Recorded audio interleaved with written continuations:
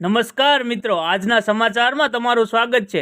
દેશ, દુનિયા અને ગુજરાતના તાજા, મોટા અને મહત્વના સમાચાર જાણીએ તે પહેલા ચેનલમાં નવા હોય તો ચેનલને સબસ્ક્રાઇબ અને લાઇક કરી દેજો।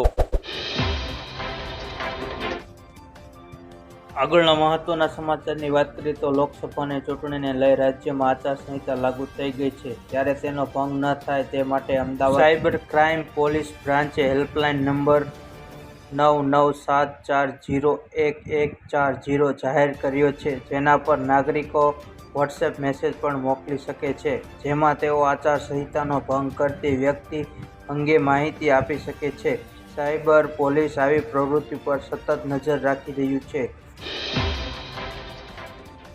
આગળના મહત્વના સમાચારની વાત કરીએ તો સોનાનો ભાવ આજે તમામ રેકોર્ડ તોડીને ઓલ ટાઈમ હાઈ પર પહોંચી ગયો છે। India Boolean and jewellers association મુજબ આજે સોનાની કિંમત 1280 રૂપિયા વધીને 66,968 રૂપિયા પ્રતિ 10 ગ્રામ થઈ હતી। 22 કેરેટ સોનાનું 61,342 રૂપિયા અને 18 કેરેટ સોનું 50,226 રૂપિયા પ્રતિ 10 ગ્રામ પર પહોંચી ગયું છે, જ્યારે ચાંદીના ભાવમાં પ્રતિ કિલો 1562 રૂપિયાનો વધારો થયો છે। કિંમતો વધતા ચાંદી હવે 73,886 રૂપિયા પ્રતિ કિલો થઈ ગઈ છે। આગળના મહત્વના સમાચારની વાત કરીએ તો રાજ્યના ગરમીમાં પારો ઊંચો જઈ રહ્યો છે। હવામાન વિભાગની આગાહી પ્રમાણે ગરમીમાં વધારો થઈ રહ્યો છે। રાજકોટ 40 ડિગ્રી તાપમાન સાથે રાજ્યનું સૌથી ગરમ શહેર બન્યું છે।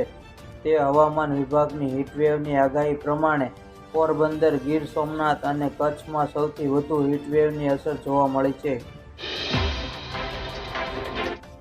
આગળના મહત્વના સમાચારની વાત કરીએ તો કેન્દ્ર સરકારે હાલમાં જ પેટ્રોલ અને ડીઝલના 2 રૂપિયા સસ્તું કર્યું હતું। હવે તમિલનાડુના શાસક પક્ષ ડીએમકેએ તેના ઘોષણાપત્રમાં જાહેર કર્યું છે કે જો તેની પાર્ટી લોકસભાની ચૂંટણીમાં વધુ બેઠકોથી જીતશે તો પેટ્રોલની કિંમત 75 રૂપિયા અને ડીઝલની કિંમત 65 રૂપિયા પ્રતિ લીટર કરશે। હાલ ચેન્નાઈમાં પેટ્રોલ ₹100 અને ડીઝલ 92 રૂપિયા પ્રતિ લીટર વેચાઈ રહ્યું છે। ડીએમકેએ તમામ પરિવારોને ₹500માં ગેસ સિલિન્ડર આપવાની પણ જાહેરાત કરી છે।